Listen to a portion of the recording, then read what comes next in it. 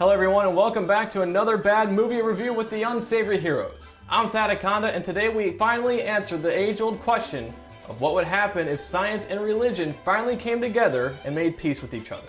The answer, of course, is our eyeballs melt with this incredible piece of cinema called Velocipaster. I mean, just look at this poster. It has everything you could ask for. It has a dinosaur, it has a burning village, it has ninjas, and it has an amazing tagline to top it all off. There's no telling how amazing this movie is going to be just based off of this image alone. Now, this movie was made on basically next to no budget, so you have to keep that in mind when watching this, that pretty much any stunt you see or effect is basically going to be very cheap or just non-existent, as we'll see in the very first scene. Which brings me to my next point. Don't smoke crack. Nah, it's not that. But that is pretty good advice to take. But no, it's that you can't really take this movie seriously, because it sure as hell doesn't take itself seriously at all. I mean, come on, think about it. It's about a pastor who turns into a raptor. What do you think you're gonna get out of it? With that in mind, I tried not to berate the movie too much when it came to story and plot, so I took it maybe a little easy on this, but that's not to say it doesn't have flaws. And I think you know what I mean by it doesn't take itself seriously. You know how sometimes we'll get even a big budget action movie that tries to have some sort of underlying political or social message behind it, or a comedy that's low budget that tries to do the same thing but just horribly fails? Yeah, this movie doesn't try that at all. It is what it is. But again, like I said, it's not without its flaws. Its biggest one is probably that it draws out scenes too long because they're really trying to hit that 1 hour mark. Armed with this information, let's go ahead and dive right into this beast and brave our way through what I am sure is to be a phenomenal time. Our protagonist, Doug Jones, starts our movie with a sermon. Afterwards, he goes outside and sees his mom and dad. I don't know if they actually forgot to add VFX here or if they did this intentionally, but either way, it's just amazing. Father Stewart has some comforting words for Doug. So your parents died, Doug. It's what parents do. Well, I think I know what words I want someone to tell me when my parents pass. He then liquors them up some more. Doug tells the father he's beginning to question his faith, so Stewart tells him to travel the world and go somewhere he thinks God will not follow. If he finds God at that place, then he shouldn't have to question his faith anymore. So, where does Doug decide to go? China. I go to China. And in case you were wondering if this part actually takes place in China, don't worry, the movie actually tells us. A woman frantically runs through the woods and takes an arrow through the chest. Oh my God! Are you hurt? I have never fired a bow and arrow in my life, but I'd imagine the way this guy shoots it, it probably went only about 3 feet. Doug takes this tooth-looking thing, somehow cuts his hand on it, and then passes out. He wakes up back at the church. So was this all a fever dream or something? If not, how did he get back to the church? Better yet, how do you escape the ninja? The ninja just shot someone through the chest. Father Stewart says something incredibly racist. What did that Chinese say? Doug is incredibly hungry. Hungry. Hungry. We meet our second main character, Carol. She's meeting her pimp, Frankie Mermaid. Wanna know why this guy is called Frankie Mermaid? 'Cause you're swimming in bitches.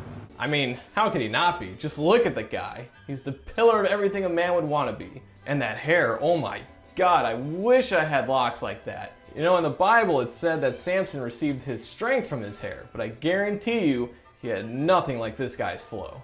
Also, this guy is easily the best character in the movie, and it's not even close. Yo! Jerry! If you stuff in your mouth like you're doing that sandwich, I'd be a millionaire by now! At night, Doug transforms. Carol gets held at gunpoint in the park, but is rescued by the monster. It's kinda odd that the mugger gets back up like nothing happened after being attacked by the Velocipaster. It's also pretty strange that he fires 17 shots without reloading his weapon. Also, he doesn't need to rack the slide to his pistol like that because it's a semi-auto and you don't have to do that. Anyway, he gets beheaded by the Velocipaster. Doug wakes up at Carol's the next day. So, did she carry Doug back to her apartment? Or did she just hop on his back and ride him around town like she was Mario and he was Yoshi before settling in for the night? How did they get back to her apartment? The two have an awkward conversation where Doug thinks they're talking about sleeping together, but Carol is discussing how Doug turned into a dinosaur. He has the most realistic response to finding out this information.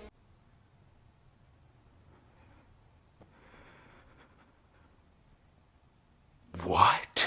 Carol takes Doug to see the body. She also reveals to him she's a hooker and also a pre-med and law student. Wow, she really has all of her bases covered. The only thing she's really missing is single mom and recovering cokehead. Carol tries to convince Doug to use his ability to take out evil people, but he bitches out and runs back to the church. In the confessional booth, Frankie Mermaid unloads all of his sins over the last 4 days. Stole candy from this baby.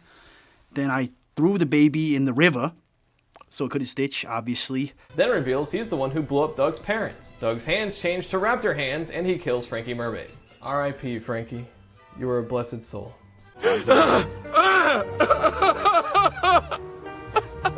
Doug goes back to Carol's, and he agrees with the plan to kill bad people. We get a montage of Doug training, killing people, and hanging out with Carol. We're gonna need a montage. 25 minutes into the movie, we're brought to this obvious ninja training camp and introduced to our antagonist, Wei Chan. Apparently these ninjas are cocaine dealers. We then get 40 seconds of maniacal laughing. Maniacal laugh. Maniacal laugh. Back at the church, Doug is reading a book simply called Crime 2. I bet Crime 1 was a real page-turner. Like an idiot, Doug tells Father Stewart about his ability, but the father says he's going to perform an exorcism on Doug. Somebody better call an exorcist! Doug has a flashback about his parents. We get 37 seconds of more awkward laughing, followed by Doug receiving some inspiring words from his dad. Your mom and I will take a drive. We'll pick you up after priest college. I didn't realize priest college was like a daycare. Sometime later, Father Stewart brings Doug to see Altair for the exorcism. I wasn't quite sure of this guy at first, but now that I look back at it and think about it, I like his look. The pointed ears, the beard, the painted nails. It's like they tried to give him the devilish look and it looked pretty good. So kudos to you, filmmakers. We are then delighted to this treat of a flashback of Father Stewart in Vietnam. You goddamn knows what happened! Go get me a beer, bitch! Now what doesn't make sense is right before this we had Altair who had that good costume look, but immediately after we get these Vietnam soldiers who are wearing jeans and what look like corduroys in the battlefield. What the hell happened to the costume department? Stuart and Ali have this inspirational talk about how Stuart will make it back home to his girl Adeline before Ali takes a bullet to the chest. For some reason, Adeline shows up in Vietnam and blows up. Our other two soldiers are just as curious as to why she was there. I don't think we can do anything for her now. She's too far gone. What do you think she was doing in the forest? I don't know. Maybe she was trying to start a family. Very observant of this guy on the left, he must have gone to soldier medical school. The exorcism begins. Please, Lord, help me to release this demon! And Doug transforms. For some reason, he takes out Father Stewart's eye, but leaves Altair alone. This is one thing I kinda wish they covered in the movie, was whether or not he had control once he transformed. If he doesn't have control, then why did he leave Carol alive at the beginning? If he does have control, why did he rip out Father Stewart's eye right here, but leave Altair alone? We'd like to have at least some clarification on that. Doug runs through the woods and three ninjas confront him. Colt, Rocky, and Tum Tum. One of the ninjas is Australian. It even says crikey, just in case you didn't notice his accent. This guy goes into a monologue about his lover before they go in and are slaughtered by the Velocipaster. Carol arrives at her apartment and finds Doug. He's freaking out, so he comforts her the only way she knows how. Sex! We get 2 minutes and 5 seconds of them doing the deed with each other.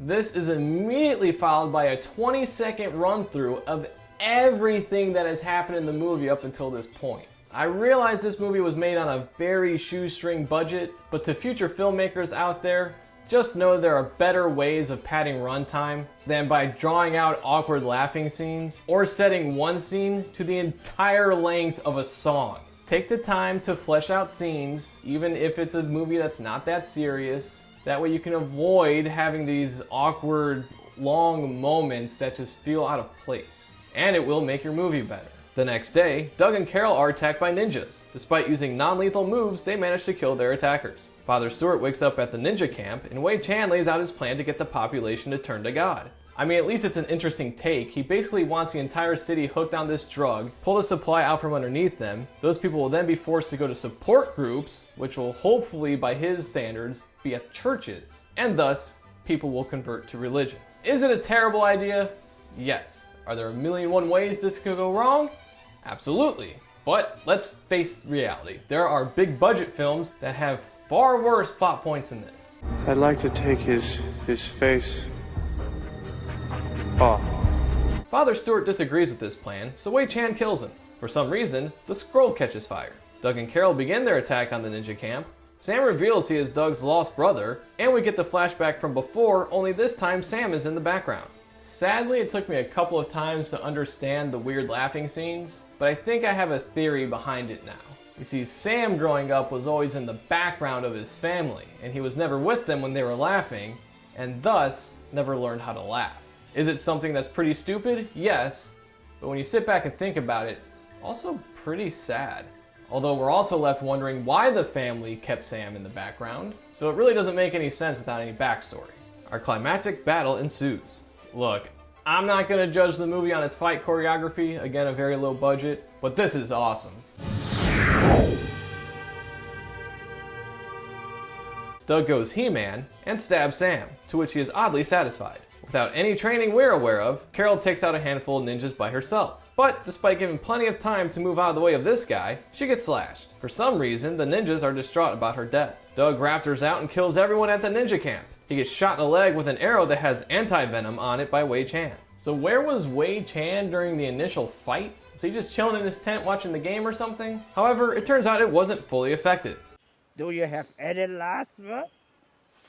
Venus and pasta! Only 6. I think my hand is immune. After decapitating Wei Chan, we then get this weird Gandhi quote that comes out of nowhere. Doug suddenly decides he can actually save Carol. This doctor with huge hands... Are those fake hands? No? What are those? Fake hands? Says he was able to save Carol. Carol is fully clothed in her recovery room and tells Doug she's fine. And in case you were still wondering if she was fine after she tells Doug 2 times, the movie tells us she's fine. We wrap up the story with Doug and Carol deciding to take the fight to the church to stop its evil plans. That's VelociPastor, ladies and gentlemen, and what a find if I may say so. The movie is brilliant. It just is. And if you went in expecting Schindler's List or something, then that's on you. And I love how the costume department's budget was basically a 1-hour walkthrough of Party City. From the pastor outfits, to Frankie Mermaid's attire, to the Quasimodo humped raptor, to Brendan Steer, the maniacal genius who created this godsend. Cheers to you. Since the release of VelociPastor, Steer has one movie coming up that has been announced to which he is the writer, called They Hunger, which according to IMDb, will have Alyssa Kempinski in a role. She played Carol. Kempinski has been in a few TV series and shorts throughout her career, and the same goes for Greg Cohen, who played Doug. So how do we rate this movie? Well, as stated before, you can't go in expecting an Oscar-worthy film. If you do, then you're the problem. So because this movie doesn't take itself seriously, has some truly hysterical moments, and let's not forget Frankie Mermaid, we're gonna go ahead and give this one 4 out of 6 beers. Cheers. For those of you who have stuck around until this point, don't forget to support the channel by hitting those like and subscribe buttons below. And if you have anything to say about the movie or any future movies we should review, please feel free to leave those in the comments as well, because you know what'll happen if you don't. I'm Thadaconda, thanks for stopping by, and we'll see you next time here on another bad movie review with the Unsavory Heroes.